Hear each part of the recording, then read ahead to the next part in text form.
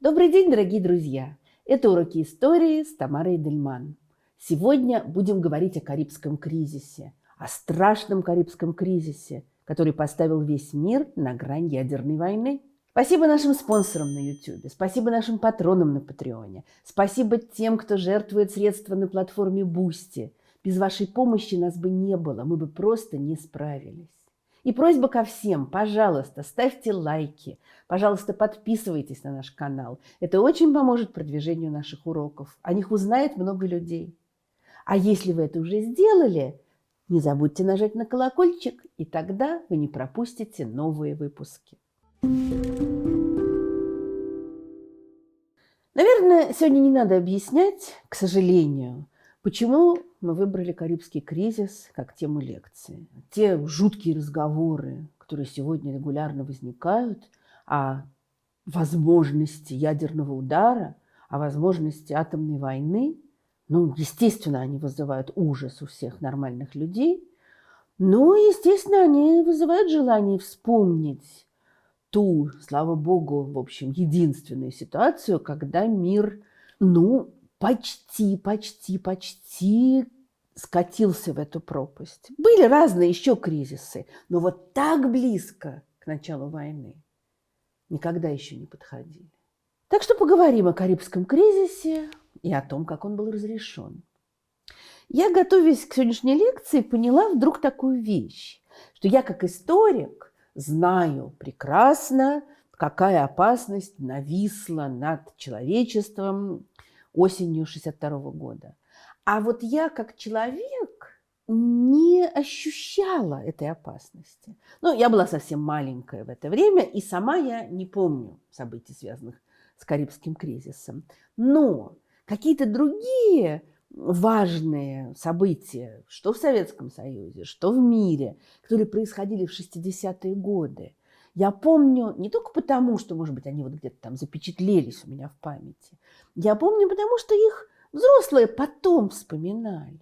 Первые космонавты, вот то, что происходило, когда полетел Гагарин. Множество людей вспоминало при мне, что они ощущали. Или какие-то еще события. Ни разу при мне никто из взрослых, и потом уже, когда я сама выросла, не помню такого, чтобы люди сидели и вспоминали: ой, как мы боялись тогда, в октябре-то 1962 года. У меня такое ощущение, что в Советском Союзе вот этого ужаса не было. И понятно, потому что, естественно, сообщения были ограниченные. Там что-то американская военщина опять задумала. Но масштаб происходившего, конечно, стал понятен только позже. А вот то, насколько испугались по другую сторону железного занавеса, то, в какой панике был весь мир, тоже так странно, я это осознала по-настоящему, прочитав совершенно не исторический источник, прочитав замечательный, совершенно фантастический роман Стивена Кинга «22 ноября 1963 года». Там герой, живущий в наше время, получает такой портал, скажем так, проход в прошлое, но он всегда попадает в одно и то же время, в конец 50-х годов. И в конце концов он решает, что если судьба зачем-то его посылает именно в это время, то он отправится туда, доживет до 1963 года и попытается спасти президента Кеннеди. Я не буду пересказывать весь этот невероятно увлекательный роман. Я вообще очень люблю Стивена Кинга. Вот он попадает в прошлое, ему надо несколько лет здесь прожить. И в частности он живет во время Карибского кризиса. И там настолько ярко описан ужас людей, сидящих в барах, разговаривающих между собой и ожидающих смерти. И в частности возлюбленная героя, которая в полном отчаянии и совершенно уверена, что они все вот-вот погибнут, она не знает, как ей жить дальше, и отчаяние ее настолько велико, что в конце концов он не выдерживает, он не может ей сказать, что он пришел из будущего. Но он не выдерживает, и он говорит ей: я точно знаю, что войны не будет. И как-то это такое странное впечатление на нее производит, она не может понять, откуда у него такие сведения.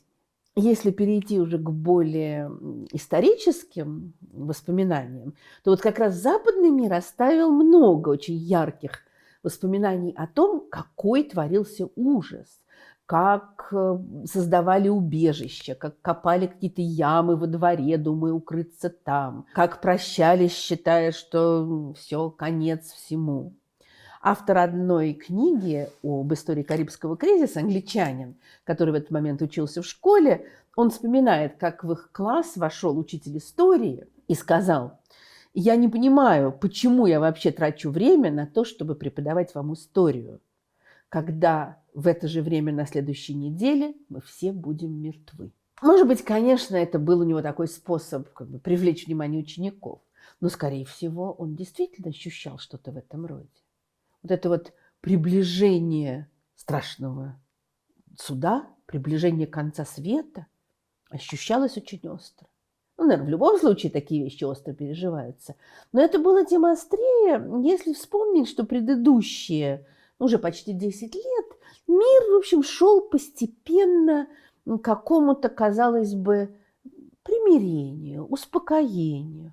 Во всяком случае, в середине 50-х казалось, что можно было выдохнуть. Прогремела Вторая мировая война.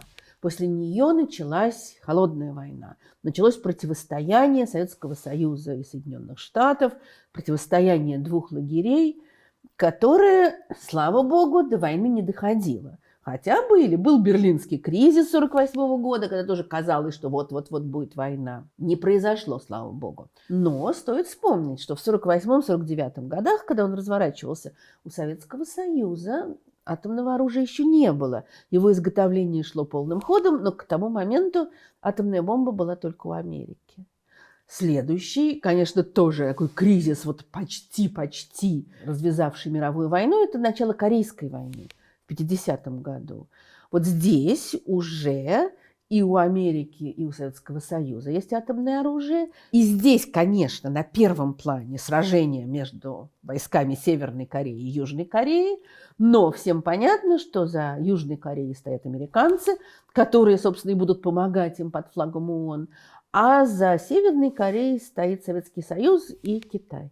Тоже такая была очень неприятная, скажем прямо, для всего мира ситуация, которая не разрешилась так быстро, как Берлинский кризис, но, во всяком случае, из острой фазы, скажем так, война перешла в хроническую. Ну и после смерти Сталина, по крайней мере, было заключено перемирие. Но, конечно, к 1953 году вот это ощущение того, что война может в любой момент начаться, оно было очень острым. Враждебность между обеими системами была очень высока.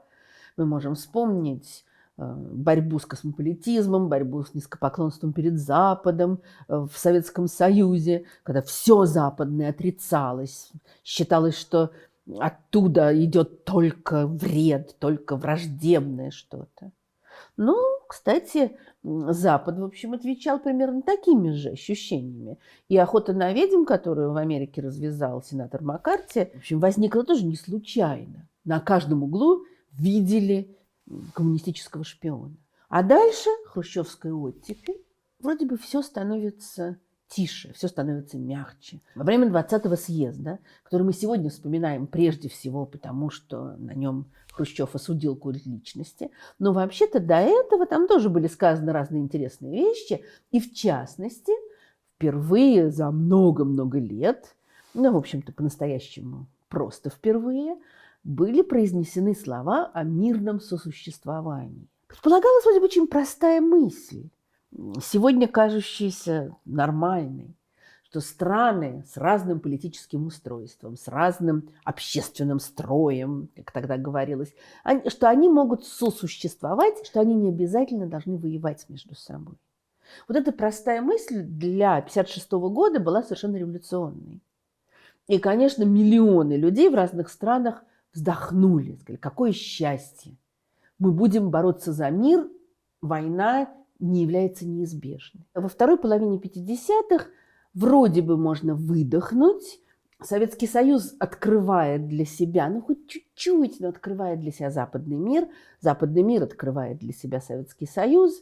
Ну, об этом тоже есть множество воспоминаний с разных сторон, о том, как первые выставки происходили, скажем, там давно забытых и запрещенных художников, неделя французского кино, когда приезжал Жерар Филипп, концерты в Монтана. То есть вдруг оказалось, что на Западе-то не только страшные империалисты, а еще и прекрасные актеры, художники, музыканты. О, как неожиданно. Для западного мира тоже было много открытий. 1957 год, знаменитый фестиваль молодежи и студентов в Москве, куда приезжает огромное количество иностранцев, ну, конечно, в основном левых взглядов, но во всяком случае это иностранцы. И это невероятный совершенно такой этап в развитии жизни советских людей, которые вдруг получили возможность, конечно, под надзором КГБ, конечно, под контролем, но вдруг получили возможность вот просто так на улицах, в парке культуры, еще где-то там разговаривать с иностранцами. Оказалось, что у них нет рогов и копыт. Оказалось, что они нормальные люди. Мало того, и иностранцы тоже узнали, что советские люди не всегда ходят в шапках-ушанках, что на улицах нет медведей, что с ними тоже можно нормально общаться. Хотя при этом, конечно, например, для советских людей часто было неожиданностью то, как много разных вещей в их жизни шокировало западных людей. Это была такая очень интересная, неожиданная встреча людей с двух сторон железного занавеса, и казалось, что дальше это будет развиваться все дальше и дальше, все глубже и глубже. Но, увы, как и с многими другими вещами, заложенными в хрущевской оттепели, мощного развития не получилось. Параллельно со всеми этими встречами, параллельно со всеми этими обменами, контактами, поездкой Хрущева в Америку в 1959 году, холодная война никуда не делась. Все равно шла речь об империалистических агрессорах, все равно поддерживали всех борцов за свободу в западных странах и борцов за свободу колоний. А как раз рубеж 50-х и 60-х годов – это время, когда рушится колониальная система, появляется огромное количество новых независимых государств, и начинается борьба за влияние. Кто в этом самом третьем мире будет ориентироваться на СССР, кто будет ориентироваться на США. Хрущев съездил в Америку, пообщался там, узнал, как здорово, когда можно выращивать кукурузу и много всего другого. И дальше сделал вполне такой логичный для него вывод о том, что если американцы с их несправедливым строем так здорово живут, а как же мы можем хорошо жить? И отсюда желание догнать и перегнать Америку во всем, конечно, в производстве сельхозпродукции и во многом другом, но предполагается, конечно, что и в военной мощи тоже. Вот эта невероятная космическая гонка, борьба за то, кто первым отправит человека в космос, это, конечно, был вопрос престижа, безусловно, но не забудем, что, естественно, космическая промышленность очень тесно связана с военной. Так что соревнование, конкуренция продолжалась. К началу 60-х годов вот это такое радостное ощущение 50-х, что про войну забыли, сейчас все будем дружить, это ощущение так потихонечку ослабевает. Конечно, очень сильно это связано вот с крушением колониальной системы, о котором я сейчас говорила, потому что борьба за влияние идет повсюду, в самых разных, иногда самых неожиданных точках земного шара. И одним из мест, которые совершенно неожиданно оказались в центре внимания всего мира, стала Куба. Куба, которая с конца XIX века, после Американо-Испанской войны, находилась, ну, сначала даже в такой полузависимости от США, потом формально стала независима, но, конечно, влияние США было огромное, и большая часть импорта кубинского, прежде всего сахара пресловутого, большая часть, конечно, покупалась Соединенными Штатами, и огромные были инвестиции США в отели, в казино. Можно вспомнить все многочисленные истории про мафию, какого-нибудь «Крестного отца», где доны встречаются, естественно, на Кубе, в одном из многочисленных отелей, контролируемых семейством Корлеоне, и так далее и тому подобное. На Кубе в течение нескольких десятилетий власть принадлежала Фульхенсио Батисте, диктатору, не слишком приятному, скажем прямо, правителю, жестокому, абсолютно коррумпированному, очень сильно зависевшему от Соединенных Штатов. Но существовала некоторая такая более-менее приемлемая для США стабильность. Дальше, 50-е годы, начинается революционное движение, начинается деятельность Фиделя Кастро, Че Гевары. Отсылаю за подробностями к моей лекции о Че Геваре. И вот после партизанской войны, 59-й год, 1 января 59 года, повстанцы приходят к власти. Революция на Кубе побеждает. Батиста бежит, Фидель въезжает в Гавану со своими барбудос, со своими бородатыми революционерами.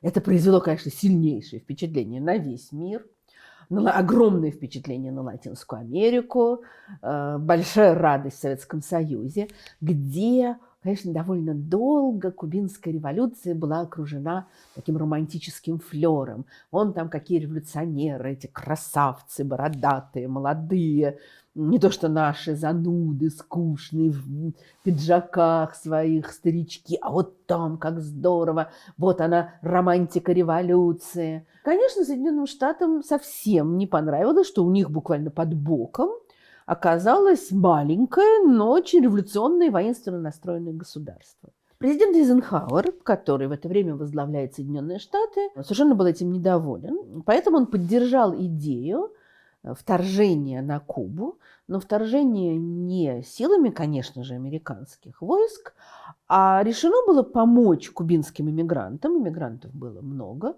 которые хотят попытаться высадиться на Кубе и свергнуть этот революционный режим. Пока готовится эта экспедиция, Эйзенхауэр вводит эмбарго, он запрещает покупать сахар у Кубы, а это главный предмет экспорта.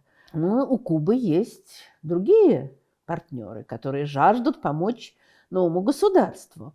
И сразу же все больше и больше сахара и других продуктов начинает покупать Советский Союз, сразу же выражает поддержку Кубе, и вроде бы как происходит какое-то сближение. Хотя вот такая интересная вещь, может быть, не всегда заметная, что в 59-м, в 60-м году Фидель не был таким уж верным сторонником Советского Союза. Да, он исповедовал левую идеологию, скажем так. Он, конечно, проводил марксистские реформы на Кубе. Он создал диктатуру вполне в духе многих других марксистских государств.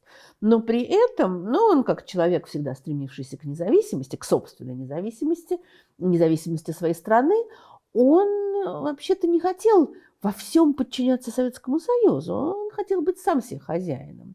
И вот эти первые годы, конечно, Советский Союз поддерживает, конечно, там тоже в Гаване говорятся все слова замечательной советской России, но такого уж тесного сотрудничества еще нет. В сторону этого сотрудничества Фиделя толкает скорее вот его брат Рауль, куда более просоветски настроенный, ну и в какой-то мере Че Гевара. В более поздние годы Че Гевара будет уже дрейфовать в сторону Китая, но это будет позже. Вот в этот момент и Рауль, и Че, они как раз сторонники сближения с Советским Союзом, и не случайно Рауль Кастро несколько раз вот в эти вот очень важные годы будет ездить в Москву для переговоров. Во всяком случае, пока что 60-й год, начало 61-го, такое неустойчивое равновесие. Дальше все начинает очень быстро меняться. Во-первых, 20 января 61 года начинается правление избранного осенью 60-го года нового президента, всем нам известного Джона Кеннеди. Кеннеди молодой, что вызывает насмешки и такое презрительное отношение Хрущева сначала, молодой, вроде бы как непонятно, насколько готовый к управлению страной. Тоже за подробностями отсылаю к моей лекции о Кеннеди. Кеннеди, понятно, сколько у него разных дел. И вот став президентом, тут он узнает, что, оказывается, уже довольно давно готовится вторжение кубинских иммигрантов на Кубу. Ему эта идея совершенно не нравится, но отказаться он уже не может. Но, во всяком случае, он свел поддержку этой высадки к минимуму. В апреле 1961 года происходит эта позорная совершенно попытка высадки мигрантов в заливе Свиней на Кубе. Конечно, агенты ЦРУ поддерживали их, но никакой поддержки американских ВВС с воздуха не было. И все это было разгромлено, потом еще пришлось обменивать и высвобождать этих мигрантов из плена. И, в общем-то, это, конечно, какой-то был такой провал непонятной американской внешней политики. И ситуация, довольно сильно скомпрометировавшая Кеннеди. Вот он только несколько месяцев как президент, и такие странные вещи происходят. Что только убеждает Хрущева в том, что Кеннеди мальчишка, с ним справиться вообще будет проще простого. И дальше, в течение 1961 года, так же, как в это время постепенно уже нарастают кризисные явления внутри Советского Союза, внутри политики оттепели, и очень быстро нарастают кризисные явления в международных отношениях. Летом 1961 года Хрущев и Кеннеди встречаются, происходит встреча на высшем уровне в Вене, где тоже вот этот молодой, вежливый, спокойный президент никакого особого впечатления на Хрущева не производит. Он утверждается в мысли о том, что это мальчишка, ничего не понимающий, и можно делать все, что угодно. Он очень грубо с ним разговаривает, с Кеннеди. И считает, что все это можно списать, вообще не думать про это. И вот одно, может быть, не главное, но важное проявление вот этой уверенности Хрущева в том, что можно переходить в наступление на разных фронтах, заключается в том, что в этот момент, как раз летом 1961 года, подписывают договор о поставке вооружений на Кубу, обычных вооружений. Пока что про ядерное оружие речи нет. Ядерное оружие вообще в этот момент, кроме Соединенных Штатов и Советского Союза, оно уже появилось у Великобритании и Франции, но не более того. Но поставки вооружений на Кубу – это объясняется понятным образом. Вот американцы-то, они только что хотели вторгнуться, неважно, иммигранты или ЦРУшники. Американцы хотели вторгнуться на Кубу. Надо Кубу поддержать. И кубинский режим начинают просто насыщать оружием. К весне 1962 года, то есть, скажем, через год после попытки вторжения в заливе Свиней, на Кубе уже 400 советских танков, 40 самолетов МиГ, радиолокационные установки. Советские военные обучают кубинских военных. Там считается, что несколько сотен военных советников. Пусковые установки для ракет противовоздушной обороны привозятся. Понятно, вот сейчас американцы начнут бомбить, мы будем защищаться. 10 Илов. Еще советники. В общем, Куба получает все большую и большую военную поддержку. Все тем же летом 1961 года происходит огромный перелом. Происходит событие, изменившее очень многое не только в жизни Советского Союза, Германии, Америки того времени, в жизни всего мира. 13 августа 1961 года перекрывается сообщение между Восточным коммунистическим Берлином и Западным свободным Берлином, и начинается строительство Берлинской стены, которая будет таким символом холодной войны. Вот очевидно, эта встреча Хрущева с Кеннеди, понятно, что к этому моменту уже были планы строительства стены. Но когда он встретился с Кеннеди в Вене и подумал, этот мальчишка, он не сможет противостоять. И только укрепился в этой мысли. Западный Берлин еще с конца войны был таким бельмом в глазу у Советского Союза. Берлин находился внутри советской зоны оккупации, то есть того, что к этому моменту было уже Германской Демократической Республикой. Значит, он со всех сторон был окружен землями, которые контролировались Советским Союзом, но Западный Берлин, вот эта часть города, оставалась таким анклавом свободного мира. И до появления стены, в общем, довольно просто было перемещаться из одной части Берлина в другую. И не случайно уже был кризис 1948 года, не случайно было кроваво подавлено восстание в 1953 году в Берлине. Здесь все время лихорадило. Здесь вот Это прям такое было материальное выражение холодной войны. Вот город, разделенный пополам. Теперь Хрущев еще разделил его стеной. Естественно, все выразили протест. Естественно, Кеннеди выразил протест. Ну, свою знаменитую речь со словами «теперь я берлинец» он произнесет несколько позже. А вот в первый момент тоже показалось, что как-то он вяло это говорит. Достаточно спокойно. То есть и это съел.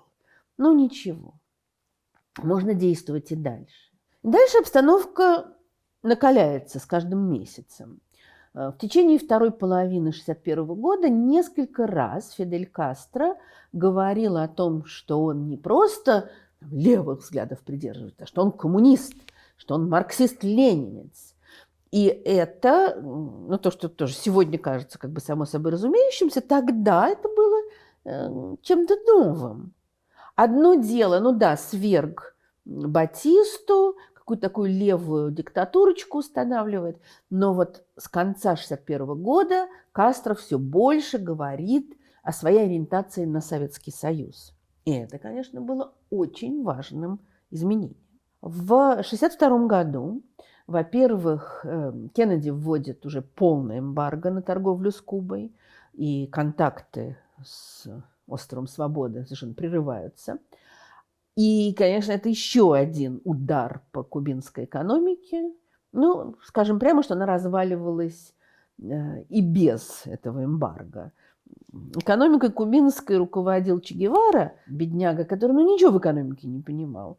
И он уж такие марксистские реформочки там пытался провести, что совершенно просто все разрушил, что было только возможно. Но эмбарго, конечно, не улучшает ситуации в международных отношениях.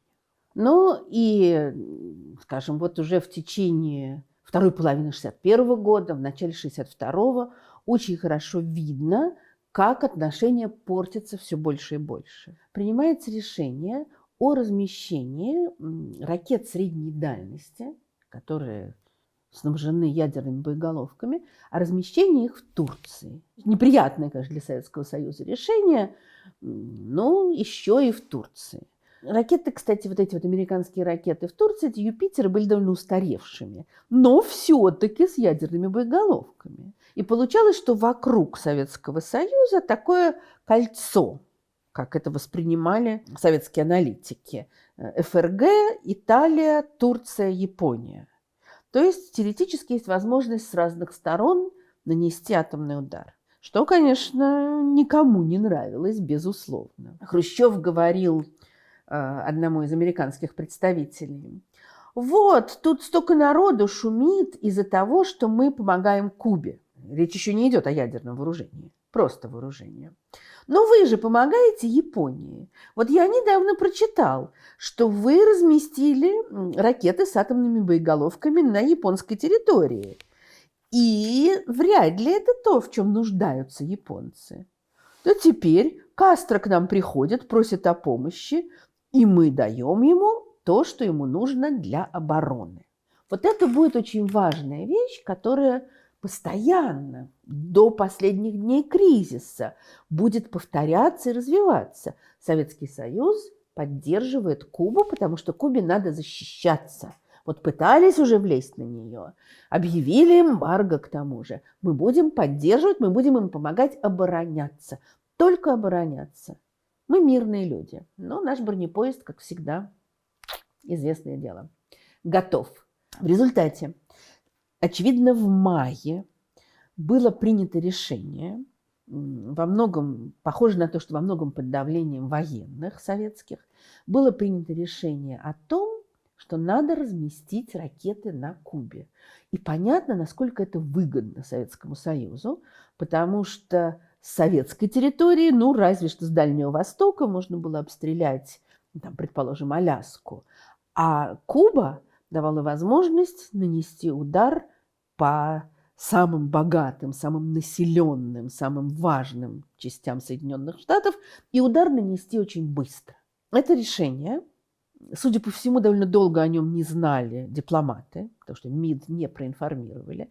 Самое трогательное, что о нем довольно долго не знал Фидель. Ну, что значит долго? Ему, естественно, сообщили после того, как оно было принято, и сначала он был растерян и как-то вообще не понимал, как действовать. Потом ему понравится эта мысль.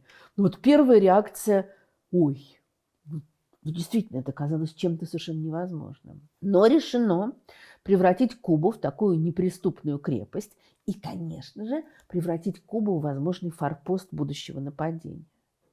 Было решено просто напитать ее самыми разными видами вооружений, в том числе ядерных. Начали формировать группу советских войск, ракетные войска стратегического назначения. Ядерный потенциал при первом пуске 70 мегатонн. Ну, принято мерить все Хиросимами. Значит, бомба, сброшенная на Хиросиму, была там, от 13 до 18 килотонн. Сухопутные войска прикрытия, войска ПВО, ВВС огромные, военно-морской флот должен был подойти. Целый флот отдельный хотели сформировать с подводными лодками, где тоже должны были быть ядерные боеголовки. Здесь на Кубе должна была быть такая мощная советская военная группировка. Использовать ее можно было, конечно, совершенно по-разному. Но, кстати, не обязательно для вторжения в Соединенные Штаты. Вряд ли кто-то думал о вторжении. Ну, например, для военных действий где-то еще в Латинской Америке. Фидель Кастро потом говорил, Никита любил Кубу, у него слабость была к Кубе. Хотя, конечно, это вопрос, является ли проявлением любви размещение ракет с ядерными боеголовками в той стране, которая так тебе нравится. Но, во всяком случае, кубинское руководство сначала вот опешило, а потом подумало, что это вообще отличный вариант. Позже Кастро говорил, мы предпочли риск повышения международной напряженности, риску беспомощности и необходимости ожидать американского вторжения на Кубу. Ну, понятно, пусть лучше будет мировая война, чем мы допустим американцев на Кубу. Так, если перевести на общечеловеческий язык. И дальше разрабатывается операция «Анадырь». Конечно, замечательно, просто в духе каких-то историй, не знаю уж, про Джеймса Бонда или майора Пронина. Почему назвали «Анадырь»? Для того, чтобы запутать шпионов. Это якобы операция, связанная с какими-то северными районами. Поэтому, когда летом 1962 года корабли начинают выходить через Черное море и везти какие-то непонятные грузы, спрятанные, везти куда-то, то экипажам выдают ушанки, тулупы, лыжи. То есть они убеждены, что их куда-то на север посылают. Дальше действовали так. Корабль выходил из советских территориальных вод. В этот момент капитан должен был открыть первый пакет. В этом пакете было написано «Идите через Босфор и Дарданеллы». Они проходят через Босфор и Дарданеллы, там они вскрывают следующий пакет. Там написано «Идите через Гибралтар». И вот когда они выходят через Гибралтар, только тогда вот эти корабли, значит, снабженные лыжами и ушанками, они получают, наконец, вот они вскрывают и получают указание, что надо идти на Кубу. И они идут на Кубу. Но все время какие-то шли корабли на Кубу и с хлебом, и с оружием. А что там происходит, не очень понятно. А придумано было следующее. Потихонечку построить пусковые площадки для ракет. Вот это, конечно, поразительно, как все меняет развитие техники. Сегодня такие вещи скрыть все-таки практически невозможно. А в тот момент сначала был план такой, вот, значит, потихонечку построить эти стартовые площадки, туда завести ракеты и сидеть тихо до 1964 года, до президентских выборов. А вот потом показать, вот что у нас есть. Предполагалось даже сначала, что об этом будет торжественно объявлено на Генеральной Ассамблее ООН. Что вот, мол, вот как мы защищаем Кубу. И начать торг. И не исключено, что идея была добиться каких-то огромных уступок по Берлину, может быть, даже объединения Западного и Восточного Берлина, ну, то есть выдачи Западного Берлина коммунистам. Ну, конечно, скрыть все это строительство до 1964 года у них не получилось. Уже в конце лета, осенью, приходят сообщения о том, что какие-то странные грузовики, которые везут по Кубе какие-то предметы, похожие на длинные металлические сигары. Ну, понятно, что похоже на огромные сигары. Это уже вызывает большой интерес. Но пока не совсем понятно, что происходит. Между тем, британская и американская разведки уже с 1961 года получали огромное количество сведений о советском вооружении, которое поставлял сотрудник КГБ Олег Пеньковский, на сегодняшний день считающийся одним из самых крупных таких двойных агентов, просто по объему, гигантскому объему информации, который он передал англичанам и американцам. Мотивы Пеньковского непонятны, и они объясняются совершенно по-разному.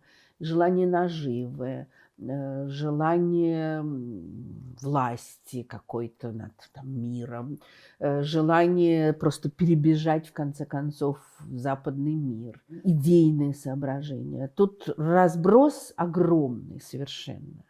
Недавно вышел фильм «Курьер», может быть, не столько о самом Пеньковском, сколько об английском коммерсанте Винне, который осуществлял контакты между Пеньковским и разведкой. Один из тех, кто эти контакты осуществлял.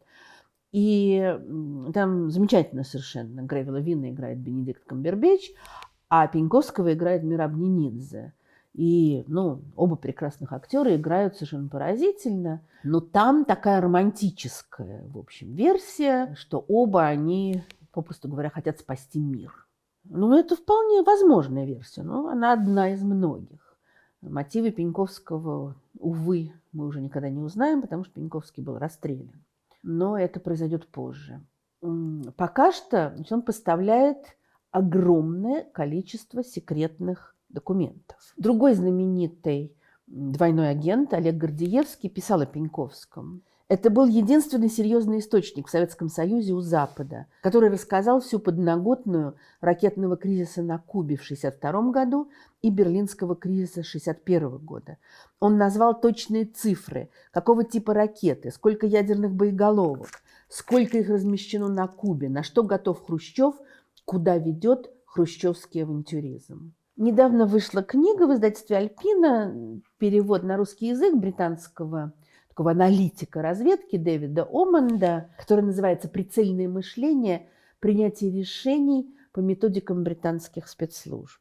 Такая довольно странная, на мой взгляд, книга, но очень характерно, что начинает он рассказ о том, как работают спецслужбы, как раз с примера работы с материалами Пеньковского. И он пишет: с апреля 1961 года по август 1962 Пеньковский передал в Ми-6, британскую разведку, более 5500 снимков секретных материалов, сделанных камерой Минекс, предоставленной ему британской спецслужбой. Поставленные им материалы обеспечивали работой 20 американских и 10 британских аналитиков разведслужб. А для разбора 120 часов его личных докладов потребовалось 30 переводчиков. Результатом этого разбора стали 1200 страниц расшифрованного текста. Вопрос о том, насколько ценными или даже бесценными были материалы Пеньковского, он тоже подвергается сомнению, тут идут споры. Кто-то пишет, что он не мог знать таких деталей, которые он якобы сообщил. Но, в общем, большинство историков считает, что он действительно сообщал очень ценные технические сведения о том, как строятся эти площадки, какие этапы их строительства, технические данные. И это во многом, конечно, помогло Кеннеди составить себе такое четкое представление о том, что происходит на Кубе. Но все произошло не сразу. Пеньковский уже больше года сообщает, встречается с разными людьми, передает эти снимки. Аналитики с этим работают. Было ясно, что на Кубе что-то готовится. Насколько можно доверять сведениям Пеньковского, тут это всегда вопрос, естественно, для разведки, получающей какие-то материалы. Какие-то сигары, металлические перевозят. В сентябре Конгресс американский принял очень важное решение. Вообще-то президент Соединенных Штатов, каким бы он ни обладал влиянием, как бы ни была велика его власть, он не может сам объявить войну. Войну вообще-то объявляет Конгресс. Президент может дальше только утвердить это решение. И вот в сентябре Конгресс принял следующее решение. Он разрешил президенту использовать любые формы воздействия, в том числе вооруженные, против Кубы, если это необходимо для безопасности Соединенных Штатов. Ну, то есть не было прямо сказано, что можно объявлять войну Кубе, но во всяком случае, что можно какие-то военные действия совершать, это передали функцию президенту, что уже говорит о том, что, конечно, ощущалось неприятное какое-то возрастание напряжения. 28 сентября Кеннеди получает письмо от Хрущева, который выражает свою обеспокоенность, потому что с его точки зрения готовится нападение американцев на Кубу. И он пишет Кеннеди следующее. Очень интересно, это происходит в тот момент, когда со страшной скоростью идет уже строительство этих пусковых площадок для ракет ядерных. Он пишет: американское нападение на Кубу приведет к ответным действиям против Берлина. То есть не лезьте, не трогайте Кубу. Это наша сфера влияния. А вот не так давно поставлена Берлинская стена, и вполне можно предположить, что после этого какие-то будут еще шаги приняты. В начале октября кубинский президент, который особой власти на Кубе не имел, но, во всяком случае, был представителем страны, он выступает в ООН и говорит следующее. Если на нас нападут, то есть опять ждут нападения, если на нас нападут, мы будем защищаться. Я повторяю, мы обладаем достаточными средствами для того, чтобы защитить себя. У нас есть оружие, которое мы предпочли бы не получать и которое мы не хотим использовать. Он не говорит, какое это оружие. И смысл этих слов станет ясен только уже задним числом. Но опять все та же самая идея. Да, мы вооружаемся. Вот у нас тут советские силы ПВО, советские корабли, советские советники. Мы вооружаемся, потому что мы защищаемся. Нападете – будем обороняться. А между тем строительство продолжается. В сентябре американские разведывательные самолеты, которые вообще обычно постоянно летали над Кубой, вот эти знаменитые У-2, Ю-2, они по разным причинам не летали. Был перерыв, были разные соображения дипломатические, технические и погодные в частности. А вот к середине октября распогодилось и полетели снова. И 14 октября было доставлено около 1000 фотографий, 900 с чем-то фотографий разных мест на Кубе. Роберт Кеннеди потом вспоминал, что ему эти фотографии показались просто изображениями большого футбольного поля. А специалисты посмотрели и поняли, что это пусковые площадки для ракет «Земля-Земля». Эти фотографии в сочетании с данными Пеньковского дали возможность, наконец, осознать то, что происходит. Стало понятно, что Советский Союз не просто снабжает Кубу обычными вооружениями и не просто присылает туда военных советников, а что Советский Союз превращает Кубу в такую огромную пусковую площадку. Как позже напишет Роберт Кеннеди, что, по их данным, в течение нескольких минут после первого запуска этих ракет 80 миллионов американцев были бы мертвы. Но, к счастью, ни у кого не было возможности проверить эти данные, и этого не произошло. Но, во всяком случае, было ясно, что масштаб строительства и, соответственно, объем этих ракет очень велик. И пока, кроме самого-самого узкого круга, никто ничего не знает, все живут спокойно. Ну да, есть проблемы между США и СССР, но они были и раньше. Все живут. 16 октября собирается в Белом доме чрезвычайный комитет, который дальше будет в следующие дни собираться каждый день, куда входят крупные военные, крупные государственные деятели, и им описывают ситуацию. На Кубе есть пусковые установки. Очевидно, вот-вот здесь будут установлены ракеты с ядерными боеголовками. Что делать? Вот дальше очень интересный вопрос, потому что разные члены этого чрезвычайного комитета, потом, когда они уже делились воспоминаниями, они говорили разное. И о своих позициях, и о позициях других людей. Позже, уже намного позже выяснилось, по секретному приказанию Кеннеди все совещания, которые проводил этот комитет, записывались. И эти записи сохранились, и они уже в начале 2000-х были опубликованы. Из них, в общем, стало видно, что изначально практически все, включая даже того же самого Роберта Кеннеди, который как раз показывал себя в своей книге о Карибском кризисе таким осторожным, выдержанным политиком. Но, в общем, изначально все говорили, надо немедленно нанести удар, надо не ждать, надо не давать им никакой возможности действовать первыми. Но они обсуждали разные варианты. Вариант первый – сделать вид, что мы ничего не знаем. Ну и таким образом получить совсем рядом с Америкой ядерные ракеты. Вариант другой – попытаться запугать Фиделя. Но это уже было понятно, что как раз на Кастро любое давление действовало так взбадривающе. Он, наоборот, только укреплялся в своих идеях. Нанести авиаудар по этим площадкам и уничтожить их. Вот на этом очень настаивали военные. Им, конечно, очень хотелось в бой и нанести превентивный удар. Но, во-первых, всем было понятно, что за этим ударом должно последовать вторжение, что ограничиться только авиаударом не удастся, что будет ответный удар, что начнется война. Генералы говорили, хорошо, пусть будет вторжение. Но было, во-первых, совершенно ясно, что вторжение приведет к огромным жертвам со всех сторон.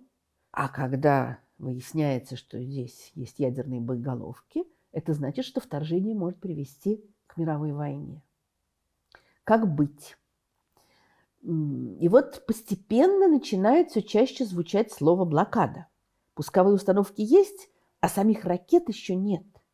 Значит, надо их не допустить. Они очень нервно, очень взволнованно обсуждают ситуацию, люди высказывают одни мнения, потом отказываются от них, меняют их. В общем, первые дни никто не понимает, что делать.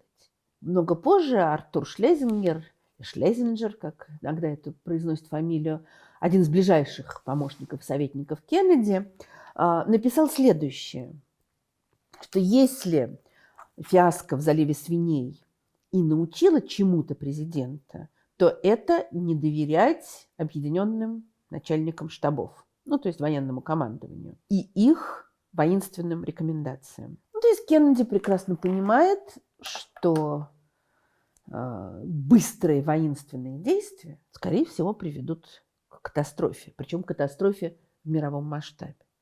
И вот пока они заседают, все вроде бы как тихо-мирно, как бы. Корабли уже идут. Строительство продолжается. Очень трогательная деталь. Советским солдатам, строившим эти площадки, им было велено объясняться на испанском языке. Можно себе представить, как хорошо они знали испанский. И многочисленные шпионы, которых, конечно, полно было на Кубе, рассказывали, что, да, можно еще представить себе, как они похожи на кубинцев были, эти солдаты, что вот, значит, работают, говорят по-испански, а вот если что-то неправильно идет или там уронили что-нибудь, то какие-то слова используют, которых в испанском языке вроде нет, а из какого-то другого языка слова явно приходят. В общем, понятно, что это секрет Полишинеля, всем ясно, что это советские солдаты работают. И дальше, в течение нескольких дней, это, конечно, удивительная по своей драматичности история. Потому что формально все остается как есть. Кеннеди даже, он уже начал предвыборную кампанию новую, он на 2 дня выезжал с выступлениями, он улыбался, пожимал руки. Можно себе представить, каковы были его ощущения внутри. Но все как бы идет, как было. В эти дни он встречается с Громыко, с советским министром иностранных дел. Они, естественно, обсуждают отношения с Кубой. И по-прежнему Громыко, конечно, говорит, что Советский Союз поддерживает Кубу, но все вооружения, которые поставляются на Кубу, исключительно оборонительные. Это средства противовоздушной обороны, мы за мир, ну и так далее и тому подобное. 21 октября, когда уже были приняты определенные решения, Кеннеди связывается с главами крупнейших европейских государств. Им показывают фотографии вот этих пусковых площадок, им сообщают о том, что происходит. Британский премьер-министр Гарольд Макмиллан сказал с горькой иронией: «Теперь американцы поймут, что мы здесь в Англии пережили за последние годы». Ну, понятно, потому что до Англии советским ракетам долететь было куда проще, чем до Америки. Генерал де Голль, наш президент де Голль французский, даже не стал смотреть фотографии. Вот это интересная вещь, потому что де Голль вообще всегда последовательно проводил такую особую политику Франции. Он всегда показывал, что французы не зависят от американцев. Вот они как хотят действуют. А в рамках НАТО Франция тоже будет особое положение занимать. Французские войска не будут частью войск НАТО, только политическая организация НАТО их интересует. То есть он все время показывал, что мы как бы сами по себе. Но когда ему прислали эти фотографии, он даже не стал на них смотреть. Он сразу сказал, что он одобряет все решения президента, и он не сомневается, что такая великая держава, как Америка, не будет принимать столь важные решения без существенных причин для этого. 22 октября все меняется. Кеннеди выступает по телевизору. За несколько часов до этого он встретился с членами Конгресса и рассказал им, о чем он будет говорить. А затем он выступает по телевизору, он обращается к нации, он рассказывает им о том, что происходит, и заявляет, что с 24 числа будет введена блокада Кубы. Он всеми силами старался не употреблять слово «блокада», потому что вообще блокада с точки зрения международного права – это уже военные действия. Поэтому он сказал, что будет введен карантин на Кубе. То есть не будут допускаться войска советские или какой-либо другой страны, которые везут вооружение на Кубу. И здесь же он очень хорошо показал, что это не только американский вопрос, что этот конфликт может перекинуться на совершенно другие территории. Он сказал: любые враждебные действия где-либо в мире, направленные против безопасности и свободы тех народов, которых мы поддерживаем, включая прежде всего храбрых жителей Западного Берлина, на все такие действия мы дадим необходимый ответ. Ну, понятно. Значит, мы не дадим установить ракеты на Кубе, и мы защитим Западный Берлин, если это понадобится. Вот с этого момента мир понял, что вообще-то до начала Третьей мировой войны осталось совсем недолго. Ну, где-то во время этих обсуждений как раз один из генералов, членов этого чрезвычайного комитета, как раз обсуждавший в эти дни ситуацию с президентом, сказал: «You are in a pretty bad fix, Mr. President». То есть в плохую ситуацию вы попали, господин президент. На что Кеннеди совершенно резонно ему ответил: «Но вы все в этой же ситуации со мной вместе». В этот момент весь мир понял, что все сидят в одной, не знаю, лодке, корабле, самолете и рухнут все вместе. Вот это, наверное, один из важнейших уроков Карибского кризиса, про который нельзя забывать. Ну, конечно, были те, кто только набрались энергии, стали брецать оружием и двигать мускулами. Прежде всего, конечно, кубинское руководство. Кастро, естественно, произносит свою речь. Как мы знаем, Фидель Кастро был выдающимся оратором, таким харизматическим, который мог говорить часами и держать толпу в невероятном напряжении, особенно у себя на родине. И он говорит следующее: «Наш народ полон боевого духа. Мы готовы отразить любую атаку. Все наше вооружение на своих местах. И рядом с каждым оружием стоят героические защитники революции и Отечества. По всему нашему острову, как гром, раздается наш исторический славный призыв, который издают миллионы голосов. Патрия о муэрте. Родина или смерть». Ну и, в общем, надо сказать, что в тот момент этот знаменитый кубинский лозунг, в общем, имел совершенно такое прикладное значение, потому что действительно речь шла, ну, в частности, о гибели, может быть, всех кубинцев или большей части населения Кубы. Но Фиделя это, конечно, не пугало. Примерно в это же время Че Гевара высказывается в таком же духе. Он говорит, непосредственная агрессия против Кубы будет означать ядерную войну. Американцы говорят о такой агрессии так, как будто бы они не знают или не хотят признавать этот факт. Я не сомневаюсь, что они проиграют подобную войну. Ну и все. То есть мы не боимся ядерной войны. Если вы на нас нападете, будет ядерный удар. 24 октября вступила в действие блокада, карантин. Причем сначала Кеннеди объявил, что будут останавливаться все корабли, которые подойдут к Кубе больше, чем на 800 миль. 800 миль вообще довольно много. И такое расстояние было выбрано для того, чтобы советские МИГи, находившиеся на Кубе, не смогли оказать поддержку этим кораблям. Потом президента убедили, что лучше уменьшить расстояние, и тогда будет еще какая-то возможность для маневра. Тогда было объявлено, что карантин будет обеспечиваться на расстоянии 500 миль от Кубы. То есть еще 300 миль корабли могли идти и могли вестись какие-то переговоры. Но считается, что 23-го, еще до введения блокады, некоторое количество советских кораблей развернулось. То есть им приказали вернуться. Но далеко не все корабли продолжают идти.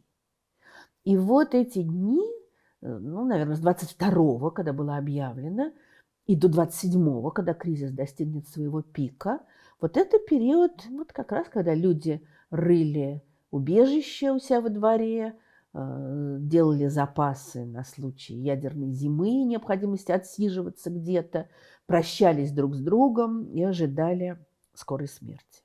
25 октября собирается Совет Безопасности, и там происходит знаменитое такое, наверное, перепалка, можно сказать, хотя какое-то слово немножечко принижающее накал эмоций. Знаменитое столкновение, скажем так, между американским представителем Эд Лайм Стивенсоном, советским представителем в ООН Валерианом Зориным.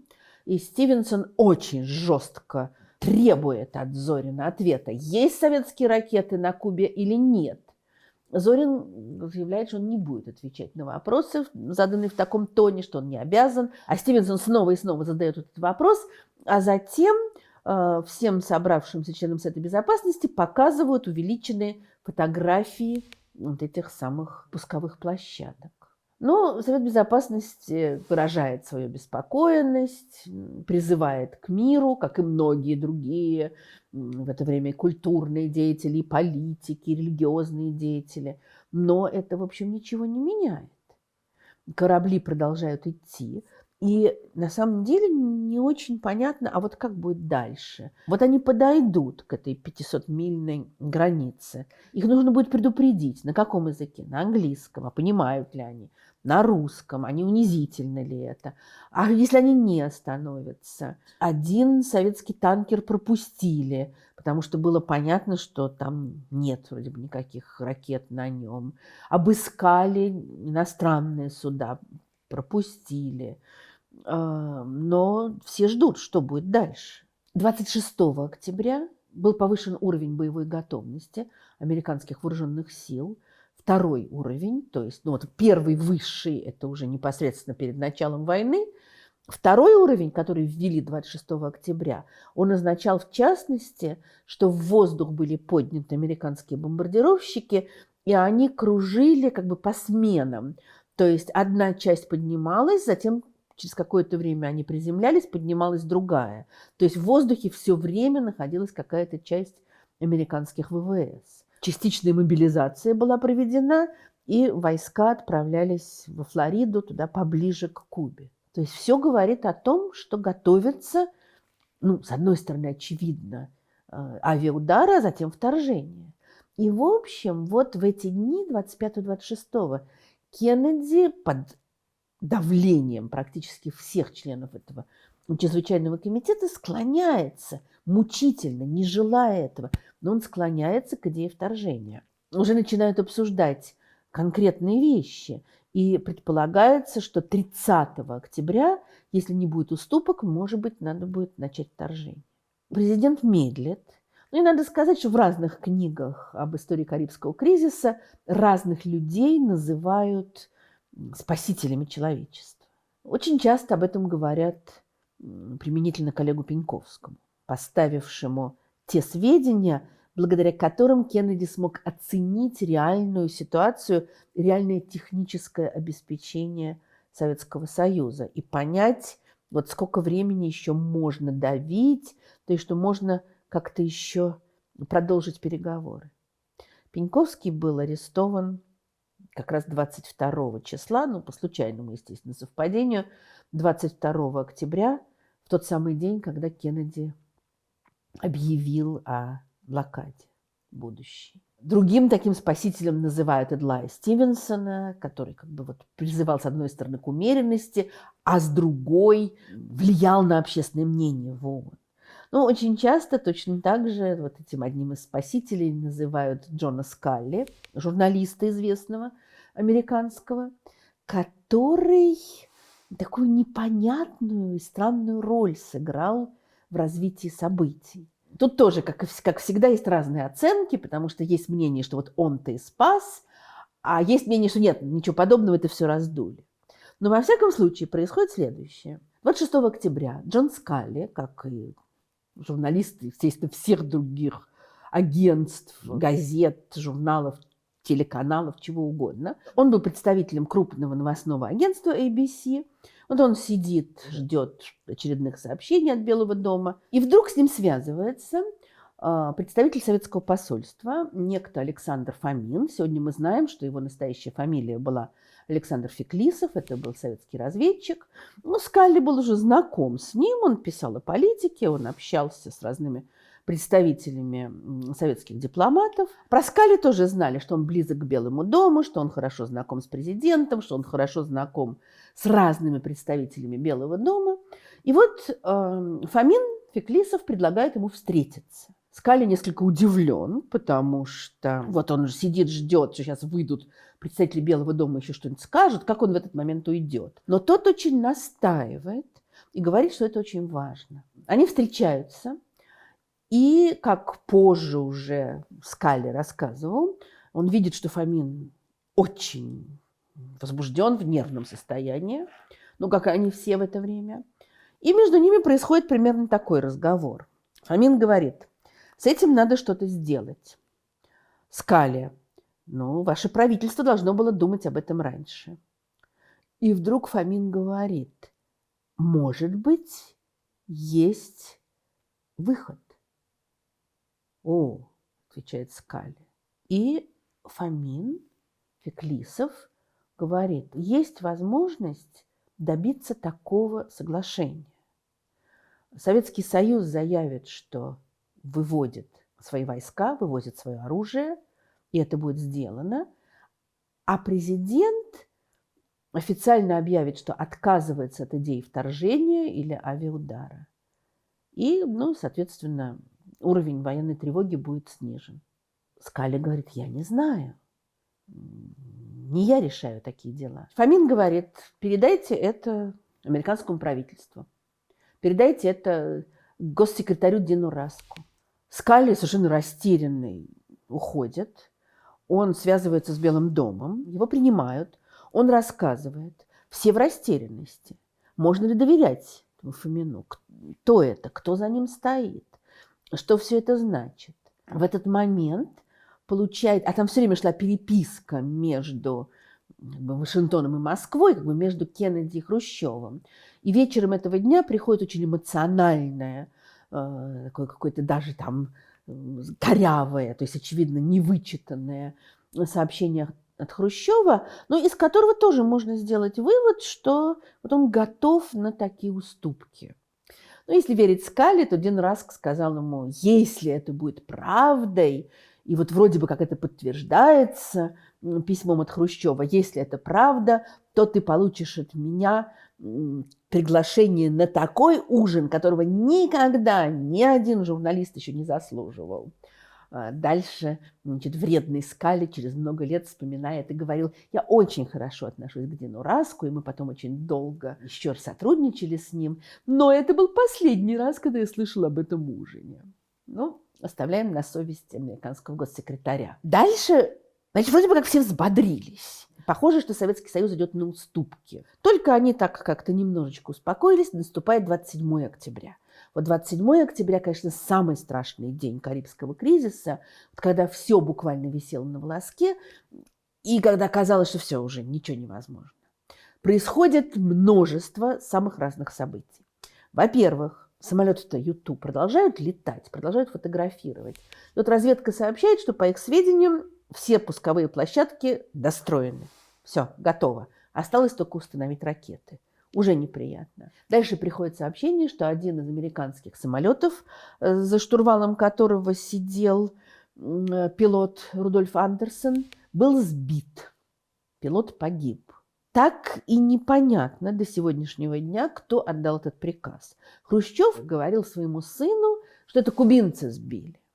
Но что-то очень сомнительно, чтобы кубинцы действовали сами, хотя в этот момент явно вот было видно, что все находится под контролем у русских. Там даже в какой-то момент радиоперехваты, которые, естественно, совершали американцы, показали, что обсуждение по радио военных сменило язык. Перестали говорить по-испански, стали говорить по-русски. То есть совершенно ясно, что к этому моменту советские военные оттеснили кубинских и все решают. Но как бы на сегодняшний день основная версия, что это было решение, принятое советскими генералами, находившимися на Кубе, хотя Хрущев дал приказ ничего не сбивать без его личного решения. То есть если это так, то они, не послушав Хрущева, его сбили. В всяком случае, вопрос остается открытым. Один из американских самолетов Юту по ошибке пролетел над Камчаткой в это время. Ну, Юту летали в разных местах, не только над Кубой. И это тоже было бы поводом для взрыва. Но, к счастью, этого не произошло. В это же время 4 советских подводных лодки подходят к границе карантина, блокады. У них есть вообще-то тоже ядерное оружие. Хотя об этом в тот момент еще было неизвестно. А когда они выходили в рейс, то им было сказано, что ядерное оружие можно применять в том случае, если их атакуют и будет непосредственная угроза. Они идут под водой, не знают, что происходит. В общем, может быть, уже началась война. Одна из этих лодок, которая подошла ближе всего, у них жизненная необходимость подняться наверх и пополнить запасы воздуха. Несмотря на то, что за ними идут американские корабли, самолеты летают, блокада-то осуществляется. Там такая трогательная, совершенно безумная деталь. Вот среди всего этого кошмара. Время от времени, когда поднимали советские подводные лодки, то американские моряки бросали им шоколад и кока-колу. Мол, значит, вот чтобы показать им прелесть, очевидно, свободного мира или показать свои миролюбивые намерения, непонятно. Но в данном случае, когда лодка поднялась, то было сброшено несколько глубинных бомб. Лодка не пострадала, это были такие предупреждения. Но они же не знают, что происходит. А может быть, эти бомбы – это признак того, что уже началась война. И опять же, есть много разных рассказов о том, что происходило на этой лодке. Судя по всему, у капитана Валентина Савицкого, сдали нервы, как аккуратно пишут. То есть, очевидно, он впал в истерику. И он уже собирался наносить удар своими ракетами.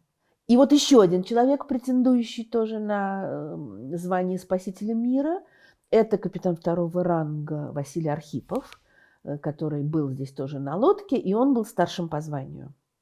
То есть капитан лодки не мог начать военные действия без разрешения старшего по званию.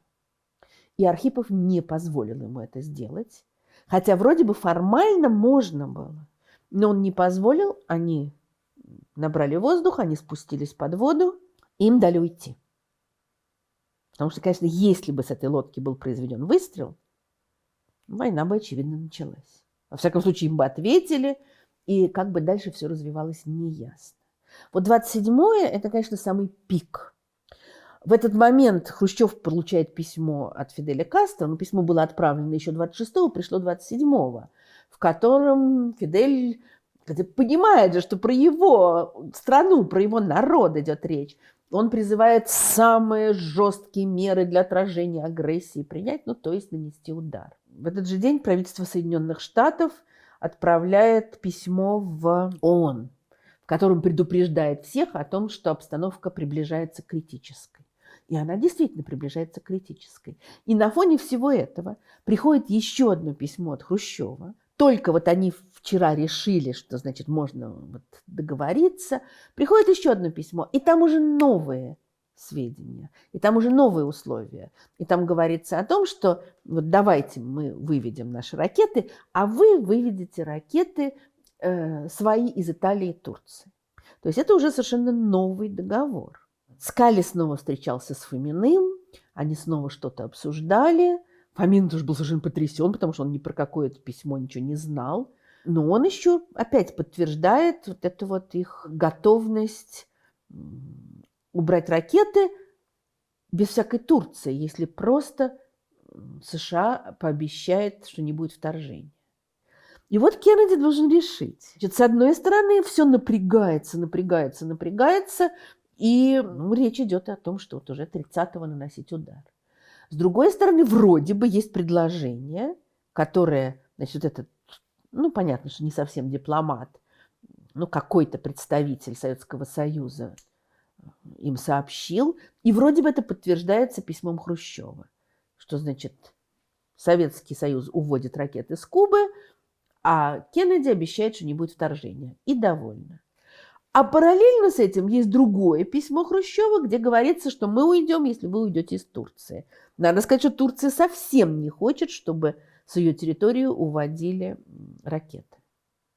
И Кеннеди совсем не хочет ссориться с Турцией. Вот как поступать? Как поступать, когда от тебя зависит судьба всего мира? Тут тоже разные люди претендуют на то, что это была их идея. Адлай Стивенсон, Роберт Кеннеди. Но, во всяком случае, возникла такая мысль. Исходить из того, что Хрущев сделал только первое предложение, вот то, которое принес Скалли. То есть на второе, связанное с Турцией, вообще как бы не обратить внимания. И тогда Бобби Кеннеди вместе с Тедом Соренсоном, спичрайтером президента, они ушли в другую комнату и написали вариант ответного письма. И это письмо было сформулировано так, как будто вот предложения про Турцию не было. Мы поняли из переписки с вами, что вы готовы вывести ядерные ракеты, демонтировать площадки, если мы заявим о готовности отказаться от идеи вторжения. Давайте вести переговоры, исходя из этого. И это письмо было отправлено в Москву. Мы не знаем, что происходило точно в Москве, но я уже в лекции о Кеннеди рассказывала байку, которую слышала в школьные годы.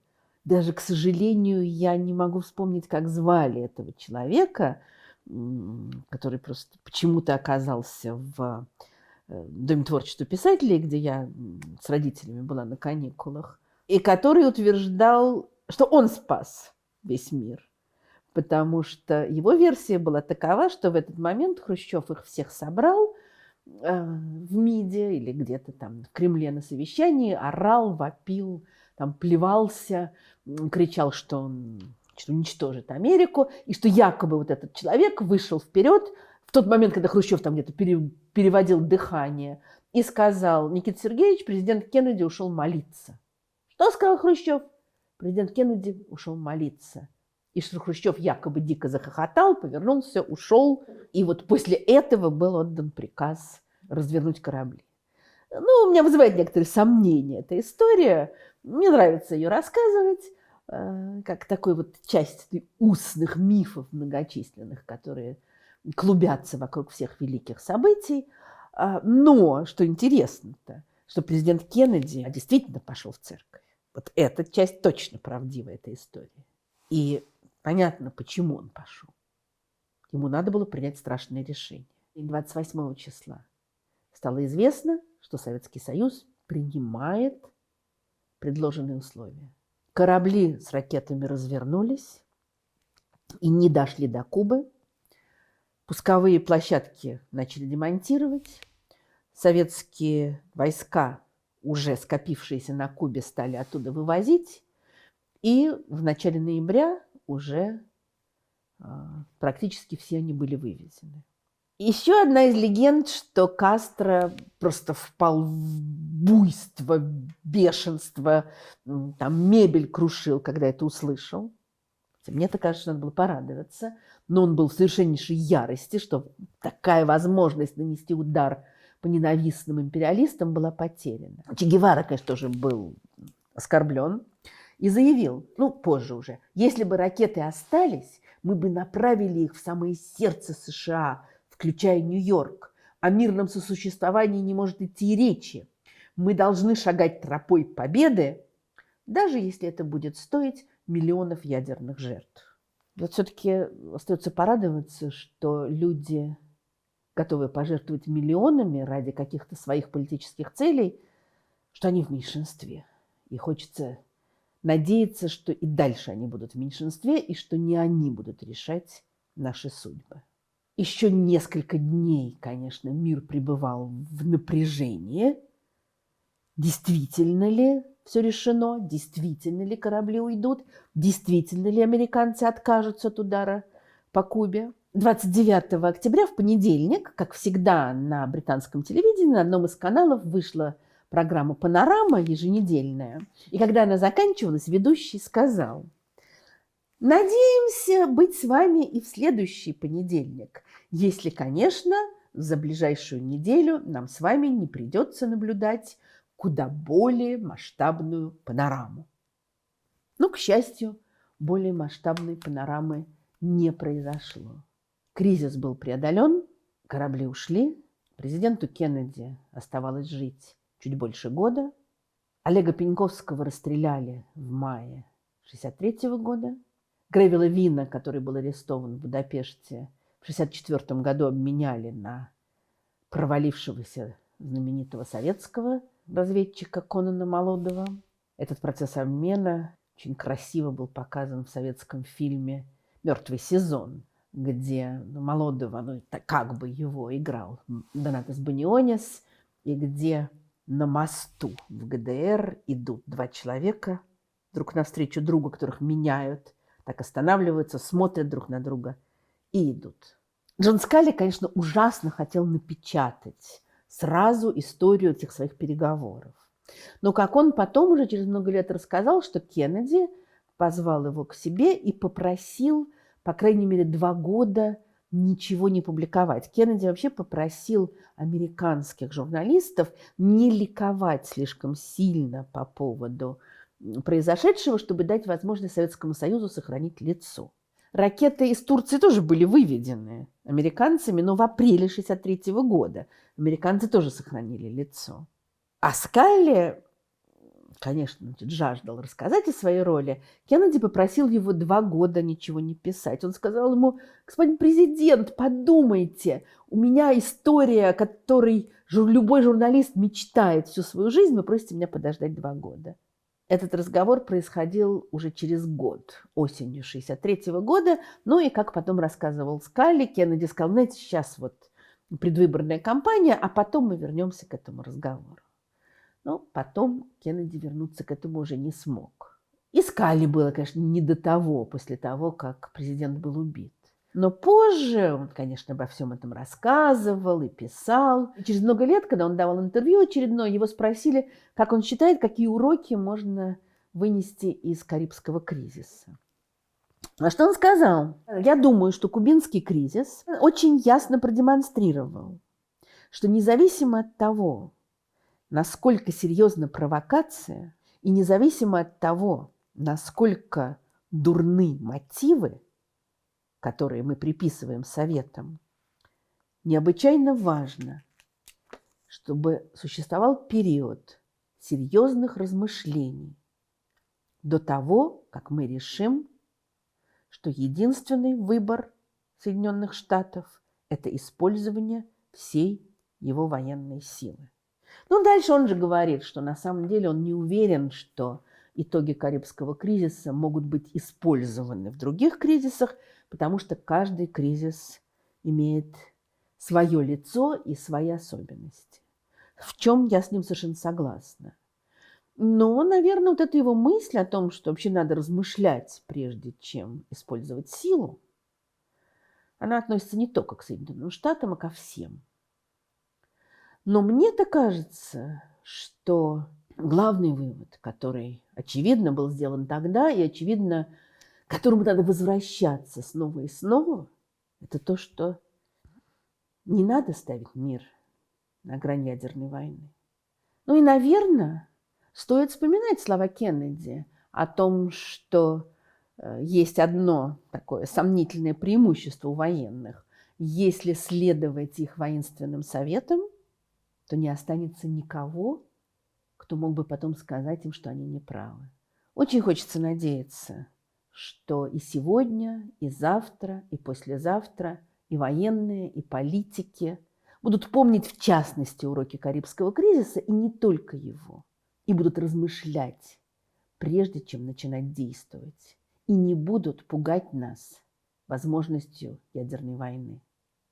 И будем надеяться, что жизнь на Земле продолжится. Спасибо всем, благодаря кому была записана эта лекция. Спасибо, как всегда, нашим спонсорам на YouTube, нашим патронам на Патреоне, тех, кто поддерживает нас на платформе Boosty. Спасибо вам и спасибо тем, кто, надеюсь, сегодня поставит лайк или подпишется еще на помощь нашему каналу, или подпишется просто на наш канал и не забудет нажать колокольчик. Интересно узнать, что вы думаете. Что бы произошло, если бы Хрущев и Кеннеди не договорились? Сидели бы мы сегодня у наших компьютеров или телевизоров?